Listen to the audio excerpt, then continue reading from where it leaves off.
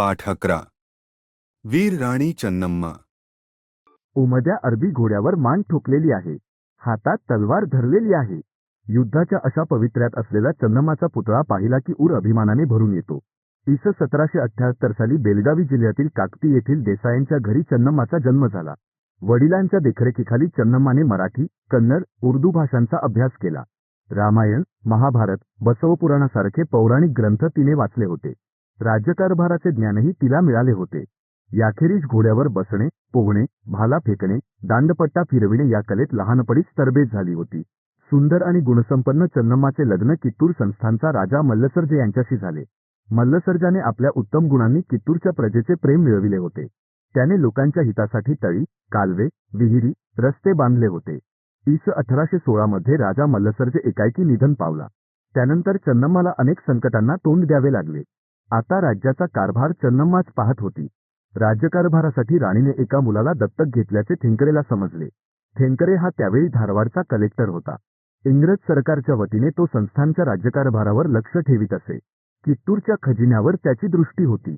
मोठे सैन्य घेऊन थेंकरे कित्तूरजवळ ठाण मांडून बसला. राणी चन्नम्माला हे रुचले नाही. तिच्या सरदारांना चीड आली. थेंकरेच्या पत्राला राणीने उत्तरच पाठविले नाही. त्यामुळे थेंकरेला राग आला. कित्तूरच्या किल्ल्यातील सर्व हालचालींची माहिती मिळविण्यासाठी त्याने गुप्तहेर नेमले. किल्ल्यावर हल्ला करण्याची त्याने तयारी केली. राणीला ही बातमी कळताच किल्ल्याच्या रक्षणाची तिने सर्व तयारी केली. राणीने आपल्या प्रजेची व सैनिकांची सभा घेतली. कोणत्याही परिस्थितीस तोंड देण्यास तयार रहा, असा तिने सर्वांना हुकूम दिला. चन्नम्मा ही सर्व प्रजेला प्रिय होती. कित्तूर संस्थान स्वतंत्र ठेवण्याचा सर्वांनी निश्चय केला. ही बातमी समजताच थेंकरेच्या सैन्याने किल्ल्याचे दरवाजे मोडून आत प्रवेश केला. लढाईला तोंड फुटले. राणी चन्नम्मा किल्ल्याच्या तटावर उभे राहून हुकूम देत होती. राणीच्या करारी बाण्यामुळे सैन्याला चेव व स्फूर्ती आली. तिच्या बाजूला अंगरक्षक सय्यद बाळासाहेब उभा होता. हर हर महादेव च्या गर्जनेने व ढोल नगाऱ्यांच्या आवाजाने सर्व दिशा दुमदुमू लागल्या. राणीचे सैन्य मोठ्या निकराने लढले. इंग्रजांचा सेनापती व इतर अधिकारी मारले गेले. हे पाहून थेंकरेच्या सैन्याने माघार घेतली. इंग्रज अधिकाऱ्यांना राणीने कैद केले. हे समजताच थेंकरे स्वतः घोड्यावर बसून राणीच्या सैन्यावर तुटून पडला. थेंकरेला पाहताच चन्नम्माने आपला रक्षक बाळासाहेब यास थेंकरेवर गोळी झाडण्याचा हुकूम दिला व क्षणात थेंकरे जमिनीवर कोसळला. त्याचे शिर भाल्याच्या टोकावर ठेवून किल्ल्याभोवती फिरविले. पुष्कळ इंग्रज अधिकारी कैदी झाले, पण त्या सर्वांना चन्नम्माने चांगली वागणूक दिली.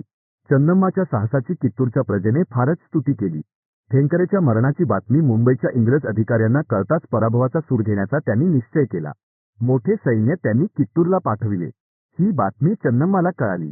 काही झाले तरी इंग्रजांना शरण जायचे नाही असे ठरवून तिने युद्धाची तयारी केली. पण इंग्रजांचे सैन्य मोठे होते.